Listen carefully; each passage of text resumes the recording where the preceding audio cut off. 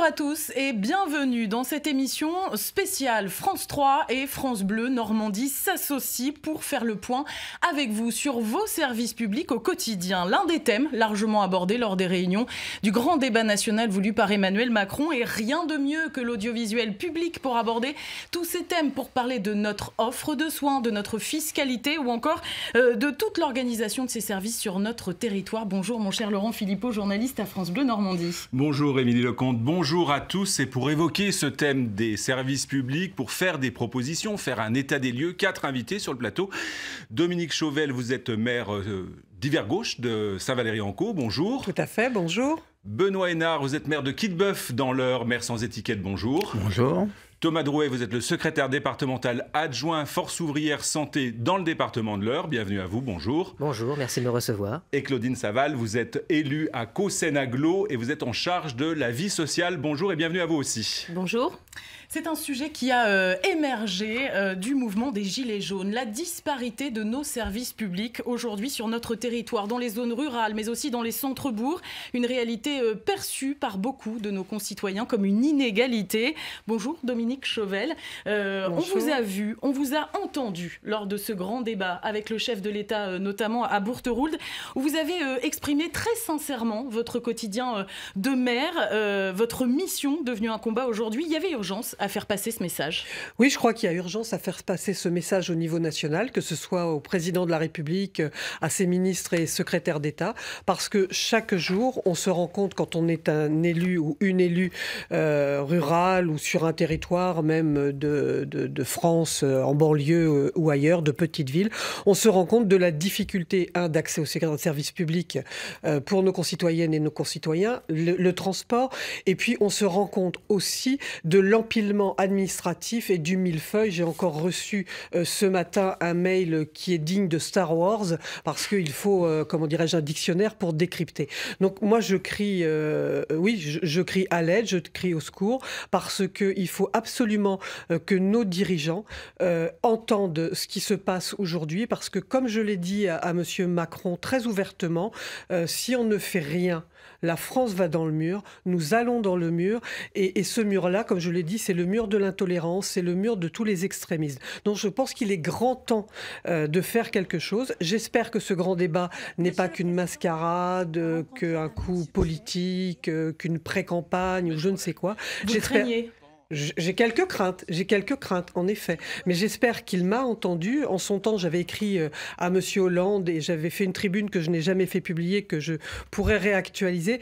Mais c'était il y a 5 ans et ça disait exactement ce qui se passe. Il y a une espèce d'enfermement sur soi-même de nos concitoyennes et de nos concitoyens. Moi, je l'avais déjà remarqué lors de ma première tournée des vœux lorsque j'étais députée. On se méfiait même du village d'à côté. Et je pense qu'il y a urgence à refaire société, qu'il y a urgence à recréer du vivre ensemble et à travailler les uns avec les autres sans avoir toujours en ligne de mire la prochaine élection qui va venir, sans avoir en ligne de mire toujours cette politique politicienne dont les Français crient aujourd'hui leur ras-le-bol. Ce qu'ils ont envie, les Français et les Françaises, les Valriquais et les Valriquaises, c'est d'avoir un service public de l'éducation correcte, d'avoir accès à la santé de façon correcte sur un territoire, d'avoir accès aux différents services publics et surtout d'avoir une offre de transport qui nous permette d'aller d'un point à un autre sans mettre 3 heures quand on habite Saint-Valery-en-Caux pour venir à Rouen, et encore 3 heures en transport en commun. Il faut bien goupiller son coût. Benoît Hénard, vous êtes le maire de Quillebeuf, justement, Dominique Chauvel parlait justement de cette urgence sociale de rétablissement du lien de proximité, du vivre ensemble. Quillebeuf, on est à une 15aine de kilomètres d'Évreux, 647 habitants. Vous avez gagné des habitants, mais les services publics, ça veut dire quoi dans votre commune? Ça veut dire qu'il faut aller à Évreux? Ah non, moi j'ai fait tout le maximum pour refaire revenir des commerces dans ma commune, parce qu'en 2011 j'avais tout perdu. Il n'y a rien de pire qu'une commune qui perd ses commerces, hein, le bar qui ferme, la boulangerie, et donc j'avais plus rien. C'est-à-dire que le maire retrousse ses manches? Voilà, dans un premier temps, déjà j'ai fait un appel sur le Bon Coin pour essayer de trouver des gens qui étaient intéressés de s'installer sur ma commune. Donc j'ai trouvé un kiné, et suite à un kiné, j'ai pu faire venir un cabinet des infirmiers. Après j'ai fait venir un médecin, j'ai rouvert la boulangerie, et après mon souhait c'était de recréer un bar parce que la commune avait racheté la licence 4 pour la maintenir en vie. Oui, vous êtes maire, mais aussi cafetier. Hein, voilà, vous avez tout à fait. J'ai passé le permis d'exploitation. Voilà, donc tous les ans, je faisais vivre la licence 4. Et mon souhait, c'était de la faire revivre à plein temps, parce que la commune n'a pas la vocation de vendre de l'alcool. Et donc un soir, je dis à ma fille, tiens, mets une annonce dans le Bon Coin, qu'on cherche un barman, un boucher. Bon, j'ai dit, et le Monde appelle le Monde. Voilà, tout à fait. Donc le soir même, j'ai eu plein d'offres des gens qui sont proposés. J'en revenais même pas. Et donc j'ai retenu des personnes à un barman pour ouvrir un bar. Mais bon, c'était bien, c'est que j'avais la personne, j'avais ma licence 4, mais j'avais pas de locaux. Et donc, et puis on a des distances à respecter par rapport aux espaces protégés. Implication quand même. Donc j'ai investi de mes propres deniers. 200 000 €, je crois. Hein. Oui.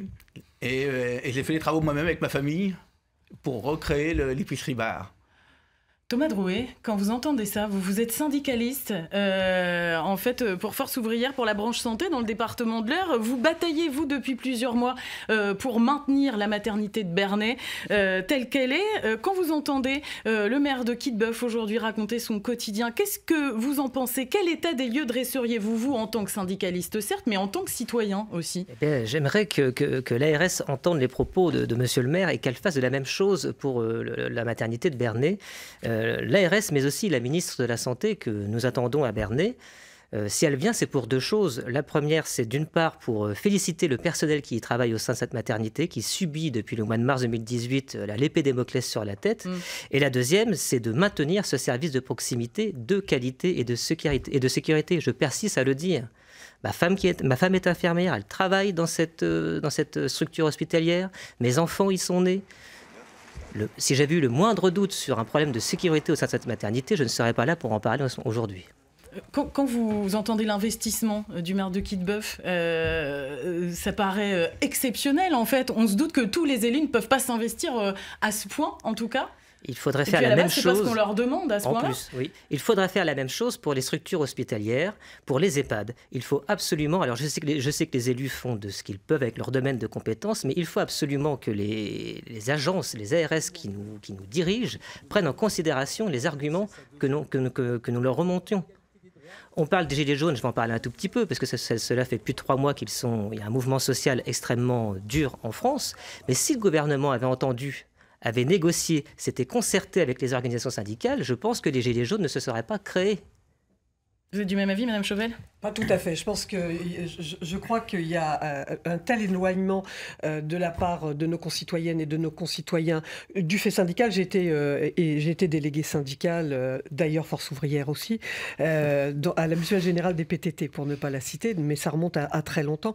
Je pense aussi qu'il y a un éloignement de nos concitoyennes et de nos concitoyens du syndicalisme, parce que le syndicalisme en France baisse depuis quand même un certain nombre d'années, comme des partis politiques. Et je pense que, moi j'en reçois des personnes qui se disent gilets jaunes, je pense qu'il y a beaucoup de, comment dirais-je, de ras-le-bol général, de revendications, il y en a beaucoup. Il y a bien sûr le pouvoir d'achat, et ça je crois qu'il faut que le gouvernement l'entende, parce qu'il y a des gens qui le 15 du mois ne peuvent pas finir leur mois, ne peuvent plus aller au supermarché, etc.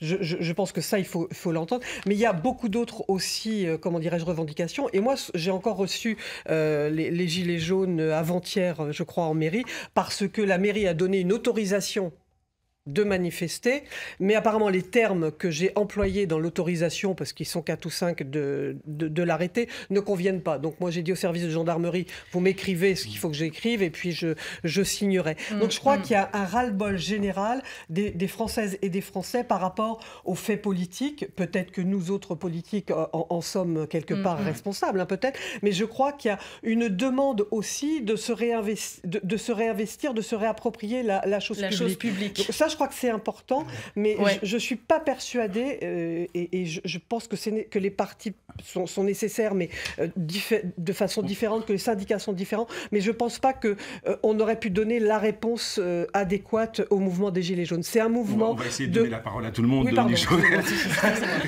Claudine Saval, vous êtes élue dans le Pays de Caux, on l'a dit. Hein, oui, tout à fait. Le thème de l'émission, c'est les services publics. Oui. Pays de Caux, on sait que c'est une zone qui est parfois en souffrance, on le voit dans il y a un schéma départemental d'amélioration de l'accessibilité des services publics. Ça y est, j'ai fini.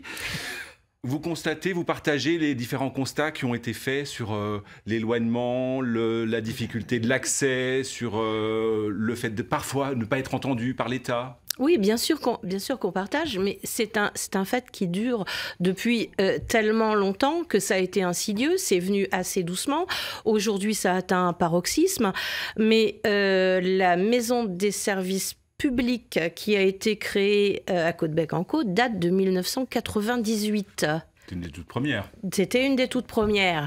Ça voulait dire que déjà, à ce moment-là, il y avait un besoin qu'une commune, enfin c'était une petite communauté de communes à ce moment-là, mette en place des services de proximité pour ses habitants parce qu'il y avait de moins en moins de services pour les zones rurales.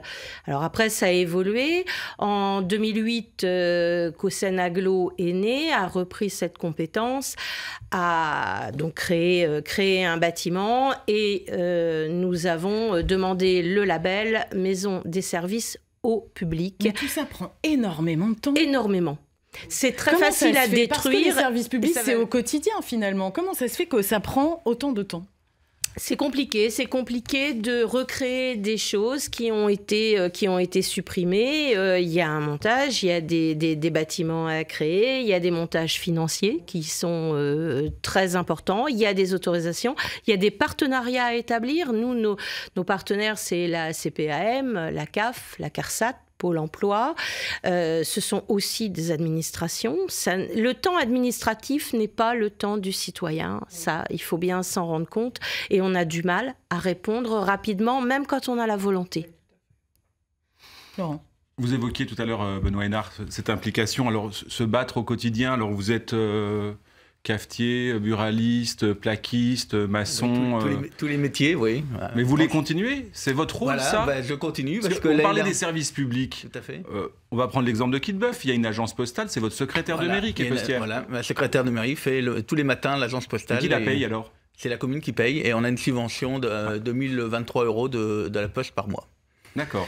Et là, je viens de créer une boucherie-charcuterie qui me tenait à cœur de le créer et que je viens d'ouvrir en début d'année.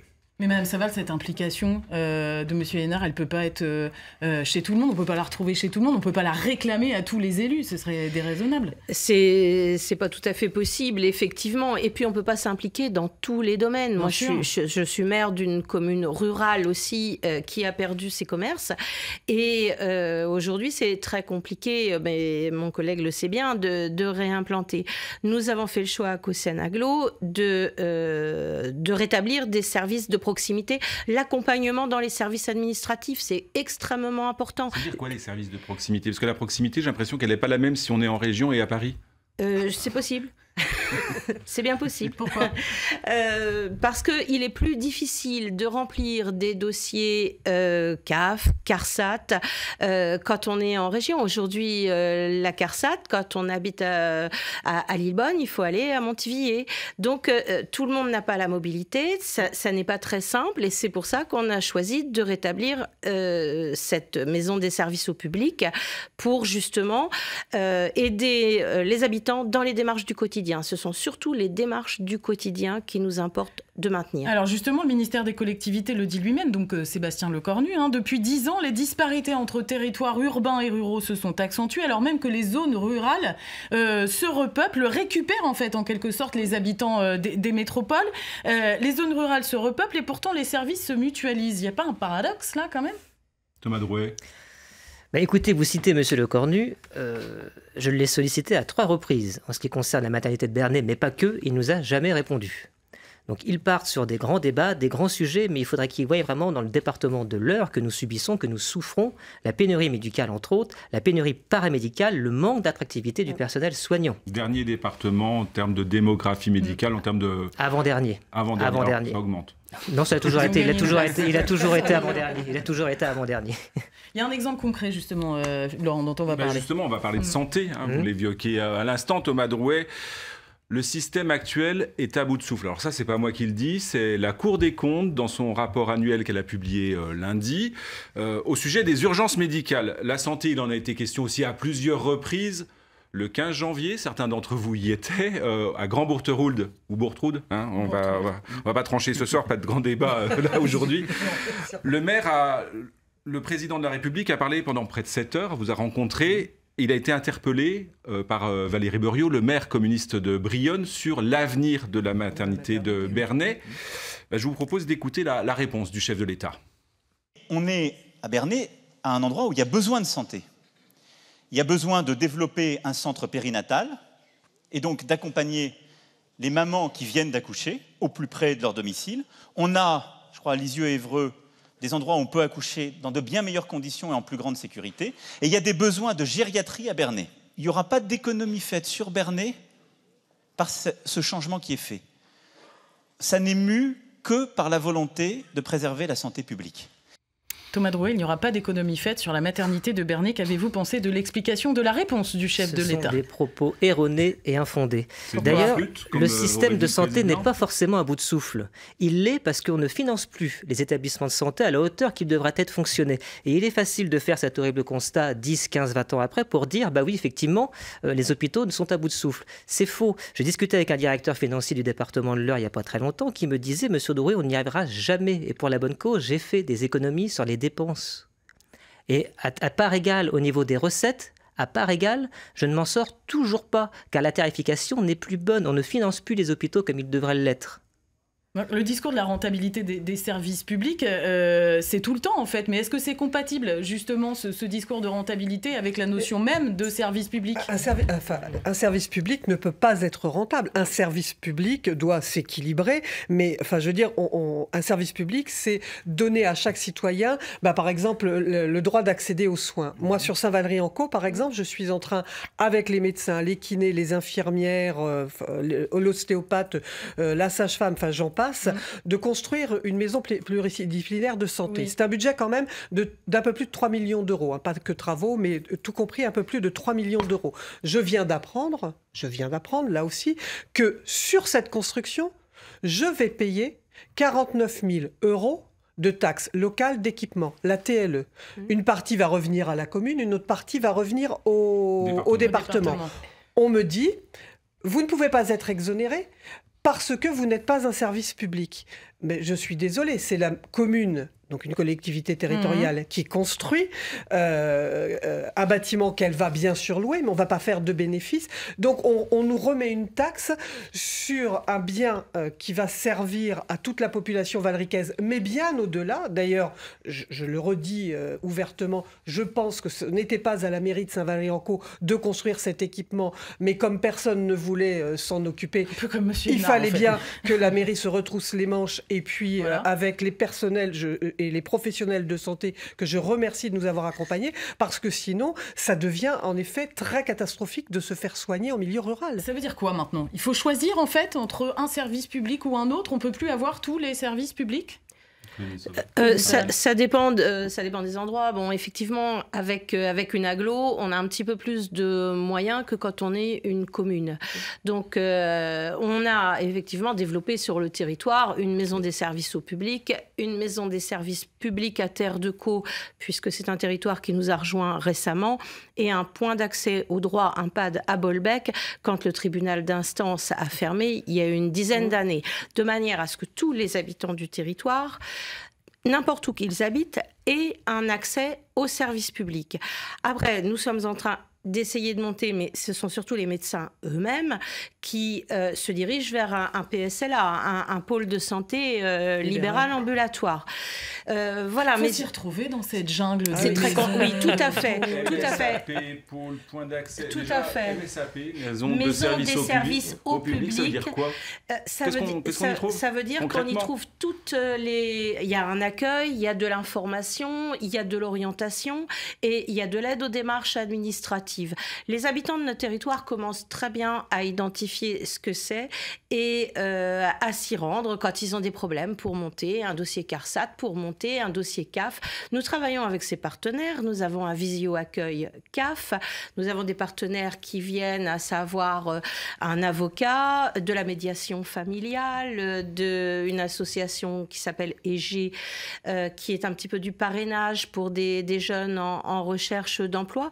On y trouve recouvre beaucoup de choses. En fait, c'est un regroupement des services publics, une aide et au moins une orientation quand c'est une réponse que nous ne pouvons pas donner. Et ces maisons, il y en a 17 en Seine-Maritime et il y en a 16 dans l'Eure. Oui, alors, il y a un problème, c'est l'accès à ces maisons. Voilà. Moi, je voudrais vraiment pointer, c'est le problème du transport la mobilité, en milieu rural, la tout mobilité, à fait. que ce soit pour les personnes âgées ou pour nos jeunes qui vont dans des filières parfois qui ne débouchent sur rien parce que c'est à proximité, que les parents ne peuvent pas prendre la voiture matin, midi et soir pour les conduire parce qu'il y a les moyens que d'avoir une seule voiture. Donc je crois qu'il faut aussi pointer du doigt la mobilité en milieu rural, c'est vraiment dramatique. Moi je vois à Saint-Valery, dès qu'on est arrivé, on a mis en place une navette sur Saint-Valery, une navette gratuite du lundi au samedi. C'est un coût bien sûr, mais l'an passé, plus de 35 000 voyages sur Saint-Valery-en-Caux, 4200 habitants, 35 000 voyages. Il y a des personnes âgées qui me disent « Nous, madame, ça nous permet de retourner chez le coiffeur. Avant, ils venaient chez nous.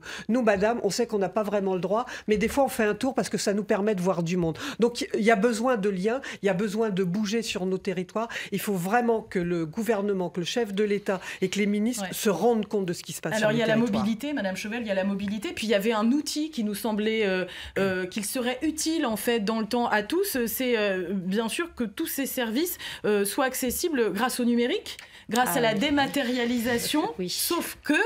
vaste sujet. Un Français sur 4, c'est des chiffres, n'est pas à l'aise avec l'utilisation d'Internet, c'est ce qu'on appelle l'électronisme. Et pourtant, la déclaration de revenus, ça se fait sur Internet. Si vous voulez remplir votre dossier de retraite, c'est sur Internet. Pour pré-remplir le dossier, les cartes d'identité, vous connaissez ça, c'est sur Internet. Il y a des applications pour smartphone. Benoît Hénard, vous, Kitbuff, vos administrés, vous-même, tous ces outils numériques, vous en bénéficiez, vous en servez, vous avez une connexion Internet, vous avez un bon réseau téléphonique? Nous, on a à peu près un bon réseau, mais bon, toutes les personnes ne sont pas équipées d'un matériel électronique, donc soit qu'ils viennent nous voir, ou soit qu'ils vont se rendre à la perception, justement, parce qu'on peut en parler, la perception. Vous avez une perception encore? La perception du Neubourg, qui est la plus près de chez nous, ils sont carrément débordés de travail, parce que comme il y a d'autres perceptions qu'on fermait aux alentours, à Conches, tout à Fermé, revient sur le Neubourg. Et il y en a ils sont en sous-effectifs. Voilà, et ils sont en sous-effectifs. Donc nous, en ce moment, on est dans la clôture des comptes des communes, mais ils sont saturés, ils sont en train de faire les P503, on ne peut pas faire nos bilans financiers parce qu'on n'a pas tous les retours. C'est pas de leur faute, ils sont en sous-effectifs. Alors comme ils sont tellement en surcharge de travail, ils finissent par déprimer, ils se mettent en arrêt, les pauvres, ils ne seront pas rien. Et puis voilà, il n'y a plus personne du tout. Après. Il n'y a pratiquement plus personne. Et le problème, c'est que... Quand même, qui dit que les perceptions, ce n'est pas un service public quand même où on se rend souvent et dont on a souvent besoin. Je vous invite à lire sa déclaration dans la Gazette. À la source, tout de même, les gens avaient un petit peu besoin de conseils. Comment on crée, comment on maintient de l'économie quand on a des difficultés comme ça à avoir accès à Internet? Comment vous faites? C'est très compliqué. Là, on attend un petit peu que le département nous déploie la fibre sur tout le territoire. On espère que ce sera pour cette année, parce qu'effectivement, la transition numérique, aujourd'hui, il y a des gens qui restent sur le bord de la route. On n'a pas de réseau. Il y a des personnes qui n'ont pas d'ordinateur. Ça a un coût, financièrement. Il y a des personnes qui, effectivement, n'ont pas envie non plus de s'atteler aux démarches en ligne. Et même les jeunes dont on dit qu'ils sont très branchés, certes sur les réseaux sociaux, mais de là à remplir un CV ou une demande de carte grise en ligne, c'est un autre problème. Il faut un accompagnement, en fait. Il faut un accompagnement. Vous le constatez, vous aussi, Thomas Drouet? Bien sûr. Alors, surtout dans la médecine, on ne peut pas tout faire. On peut pas la médecine. Mais alors, il faut du réseau. Oui, il faut du réseau, tout à fait. Alors, j'ose espérer que dans les plus grands centres, dans les plus grandes villes, c'est le cas. Nous, dans la ruralité, c'est encore autre chose. Et toutes les spécialités ne se font pas par la télémédecine ou par la télétransmission. Nous, on a Benoît Hénard, à Kitbuff, on a un standard téléphonique pour les médecins. Donc, ils sont 5 personnes à travailler sur un standard téléphonique. Et ils sont sur un petit hameau qui fait partie de Kitbuff. Et bien, justement, ils ont du mal à capter le téléphone. Ils reçoivent 3000 appels par jour. Ils demandent d'avoir la fibre justement pour s'étendre davantage, mais ils ne peuvent pas. Je crois que c'est en cours dans les 2 départements, mais tout ceci prend énormément de temps. Il y avait eu beaucoup de retard. La notion de service public, très rapidement, elle se caractérise à partir de 3 principes: l'égalité, la continuité et la gratuité. Considérez-vous qu'aujourd'hui, ces 3 principes perdurent? Chacun 30 secondes. Thomas Drouet. C'est très compliqué, c'est extrêmement compliqué. Le service public, c'est le patrimoine de celles et ceux qui n'en ont pas. C'est vraiment important et il faut laisser l'égalité aux soins à tout citoyen et toute citoyenne. Il faut arrêter de cette casse. Si le gouvernement doit entendre quelque chose, c'est d'arrêter la casse du service public. c'est patrimoine français. Il faut arrêter, il faut stopper cette casse. Dominique Chauvel. Non, je crois que tous les citoyens sur le territoire, que ce soit en milieu rural, dans la France périphérique comme on l'a appelé, dans la France des banlieues, tous les citoyens n'ont pas un égal accès aux différents services publics de notre pays. C'est faux. 2 noms, un 3e nom Benoît Hénard. Troisième nom. Non, mais c'est vrai que ça doit être l'accès à tout le monde. Hein. C'est malheureux que l'accès public n'est pas accès pour tout le monde. Hein. Claudine Saval sur l'accessibilité, l'égalité, la gratuité. Égalité, non. On essaye de rétablir l'équité. C'est déjà ça. C'est votre objectif ? C'est notre objectif et c'est ce à quoi on travaille avec Caucen Aglo, bien entendu, avec les moyens qu'on a. Et on souhaite bien évidemment être accompagné par les services de l'État. On a énormément besoin d'eux. Si on devait vous demander à chacun une idée révolutionnaire pour les services publics en 30 secondes, 10 secondes, 20 secondes, Claudine Saval, qu'est-ce qu'il faudrait faire pour améliorer les services publics? Vous êtes élu de terrain, les pieds dans la terre, on va dire. Qu'est-ce que vous faites? Déjà le réseau partout, déjà ça. Ensuite, l'accompagnement humain vers le numérique. Beaucoup d'humains. Il nous faut beaucoup d'humains. Voilà. Pas seulement des applications. Non. Benoît Hénard. Il faudrait qu'il diminue les normes, parce qu'il nous assomme de normes. Madame Chauvel parlait des normes Star Wars. Des normes qui nous font dépenser de l'argent pour rien du tout. Moins de Et normes. puis, puis tout le monde cherche à faire des économies, nos grands politiciens, mais au lieu de dire aux petits retraités, vous pouvez faire un effort, moi je leur dis d'abord, balayez devant vos portes, faites un effort de votre côté, et puis supprimez déjà tous vos avantages que vous avez. Merci, et après, vous allez pouvoir faire la Dominique morale aux retraités. Dominique Chauvel. Simplification et diminution du millefeuille administratif parce que honnêtement nos concitoyennes et nos concitoyens ne s'y retrouvent pas et parfois les fonctionnaires et les élus que nous sommes ont un peu de mal avec toutes ces normes qui arrivent au fur et à mesure. Internet, normes, simplification. Et pour vous, Thomas Drouet? De l'effectif supplémentaire dans les structures hospitalières et dans les EHPAD. Donc, malheureusement, je n'ai pas pu aborder beaucoup plus ce point. Et aussi du pouvoir d'achat en augmentant les salaires. Merci à tous d'avoir participé à cette émission spéciale et commune à France 3 et France Bleu en région. Et bien sûr, l'info continue sur nos antennes. Et nous vous souhaitons un excellent week-end en Normandie ou ailleurs. Merci beaucoup. Merci.